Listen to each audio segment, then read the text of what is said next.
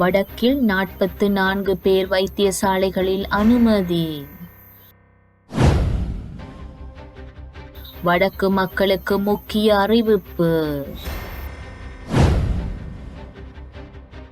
சபாநாயகருக்கு எதிராக நம்பிக்கையில்லா பிரேரணை. யாழில் சிறை கைதி ஒருவர் மயங்கி விழுந்து பலி.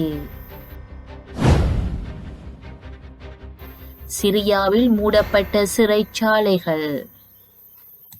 யாழ்ப்பாண மாவட்டத்தில் தற்போது பரவி வரும் ஒரு விதமான காய்ச்சல் காரணமாக இதுவரை 44 பேர் வைத்தியசாலைகளில் அனுமதிக்கப்பட்டுள்ளனர். தற்போது இக்காய்ச்சல் காரணமாக பருத்தித்துறை ஆதார வைத்தியசாலையிலும் யாழ் போதனா வைத்தியசாலையிலும் 32 பேர் சிகிச்சை பெற்று வருகின்றனர் என யாழ் பிராந்திய சுகாதார சேவைகள் பணிப்பாளர் மற்றும் வைத்திய கலாநிதி கேதீஸ்வரன் தெரிவித்துள்ளார். மேலும் இக்காய்ச்சல் காரணமாக இதுவரை 7 இறப்புகள் ஏற்பட்டுள்ளன. நோயாளர்களிடமிருந்து கொழும்பு மருத்துவ ஆராய்ச்சி நிறுவனத்திற்கு அனுப்பப்பட்ட மாதிரிகளில் 2 எலிக்காய்ச்சல் இருப்பது உறுதிப்படுத்தப்பட்டுள்ளது. எனவே தற்போது மேற்படி காய்ச்சலை எலிக்காய்ச்சலாக கருதி சிகிச்சைகளும் தடுப்பு நடவடிக்கைகளும் முன்னெடுக்கப்பட்டு வருகின்றன. இக்காய்ச்சல் தற்போது பரவி வரும் பருத்தித்துறை, கரவெட்டி, சாவக்கச்சேரி சுகாதார வைத்திய அதிகாரி பிரிவுகளில் ஒரு நாள் காய்ச்சலாக இருந்தாலும் உடனடியாக அருகிலுள்ள அரச வைத்தியசாலையை நாடும்படி அறிவுறுத்தப்பட்டுள்ளது. இப்பிரதேசத்தில் உள்ள வைத்தியசாலைகளில் இந்நோய்க்கு சிகிச்சை வழங்குவதற்கான மருந்துகள் வழங்கப்பட்டுள்ளன.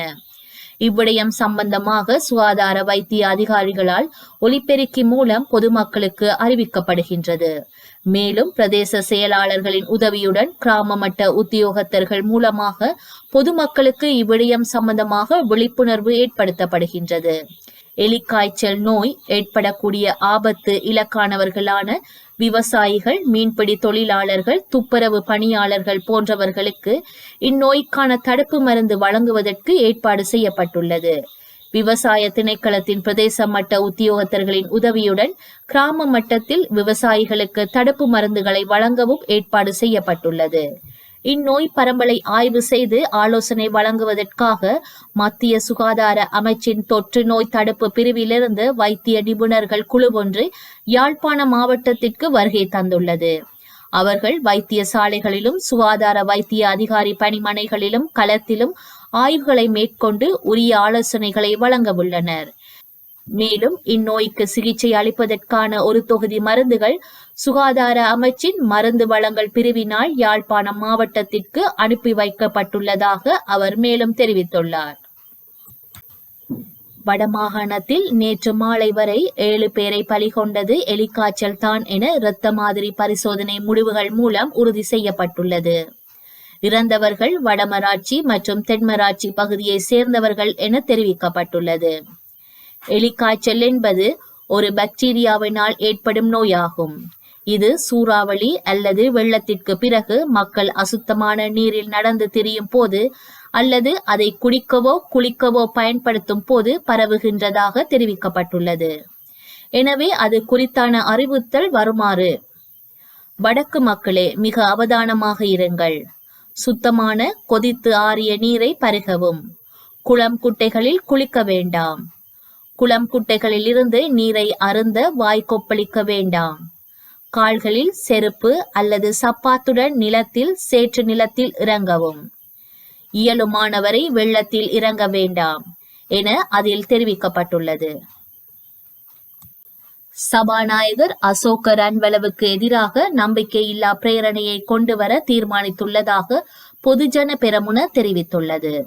நேற்று இடம்பெற்ற ஊடகவியலாளர் சந்திப்பில் கலந்து கொண்டு கருத்து தெரிவித்த கட்சியின் பொதுச் செயலாளர் சாகர காரியவசம் இவ்வாறு தெரிவித்துள்ளார்.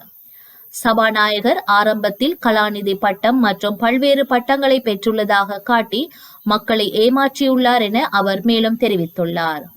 இதன்படி சபாநாயகருக்கு எதிராக நம்பிக்கையில்லா பிரேரணையை தனது நாடாளுமன்ற குழுவினூடாக சமர்ப்பிக்க தீர்மானித்துள்ளதாகவும் இதற்கு முழு எதிர்கட்சியினரும் அரசாங்கத்தின் மனசாட்சியுள்ள உறுப்பினர்களும் பங்களிப்பார்கள் என எதிர்பார்ப்பதாகவும் அவர் தெரிவித்தார்.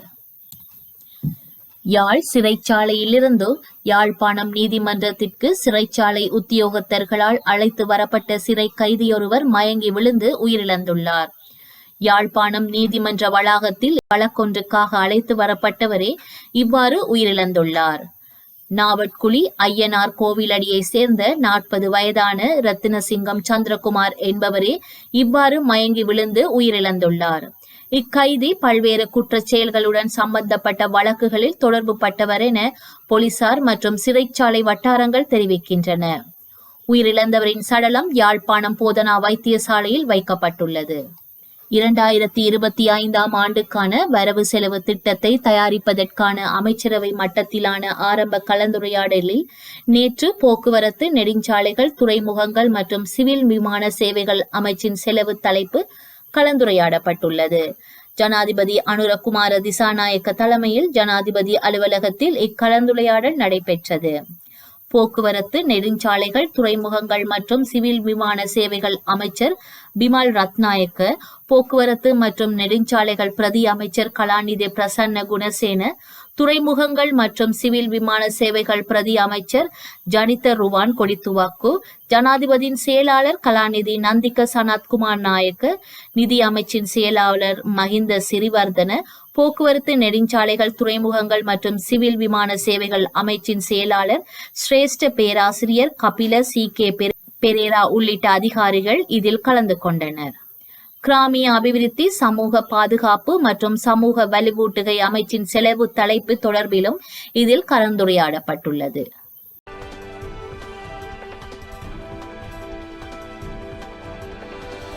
சிரியாவின் முன்னாள் ஜனாதிபதி பஷர் அல் அசாடினால் நடத்தி செல்லப்பட்ட சிறைச்சாலைகளை மூடுவதற்கு திட்டமிடப்பட்டுள்ளது. அத்துடன் குறித்த சிறைச்சாலைகளில் கைதிகளை கொலை செய்தல் மற்றும் சித்திரவதை செய்தல் போன்ற நடவடிக்கையில் ஈடுபட்டவர்களை கண்டறிந்து அவர்களுக்கு தண்டனை வழங்குவதற்கும் நடவடிக்கை எடுக்கப்பட்டுள்ளதாக சிரிய கிளர்ச்சி படை தெரிவித்துள்ளது. அபு முகமது அல் ஜொனாலி என அழைக்கப்படும் கிளர்ச்சி படை தலைவரின் அறிக்கையினை மேற்கோள் காட்டி வெளிநாட்டு ஊடகங்கள் இந்த செய்தியை வெளியிட்டுள்ளன.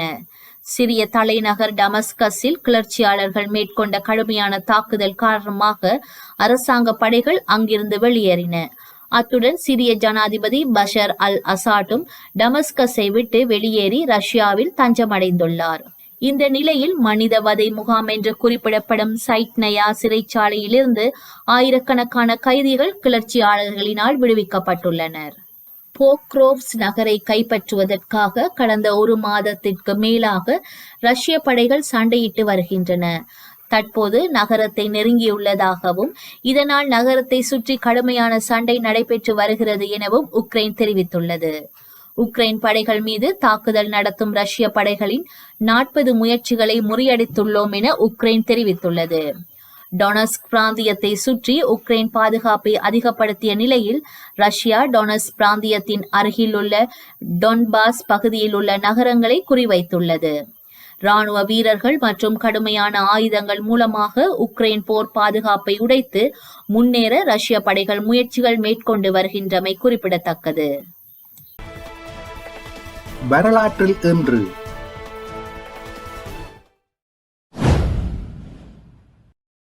1988 பாலஸ்தீன தலைவர் யாசிர் அரபாத் ஜெனீவாவில் ஐக்கிய நாடுகள் பொதுச்சபையில் உரையாற்றினார். 1996 ஐக்கிய நாடுகள் சபையின் பொதுச் செயலாளராக கொபி அனான் தெரிவு செய்யப்பட்டார். 2001 இந்திய நாடாளுமன்ற கட்டடம் மீது தீவிரவாதிகள் நடத்திய தாக்குதலில் 12 பேர் கொல்லப்பட்டனர். 2003 ஈராக் போர். முன்னாள் ஈராக் ஜனாதிபதி சதாம் ஹுசேன் அவரது சொந்த ஊரான திக்திரிதிக்கு அருகே அமெரிக்க படையினரால் கைது செய்யப்பட்டார். செய்திகளை உடனுக்குடன் தெரிந்து கொள்ள உடனே சப்ஸ்கிரைப் செய்து பெல் பட்டனை கிளிக் பண்ணவும். மேலதிக செய்திகளை தமிழ் தாய் இணையதளத்தில் பார்வையிடலாம்.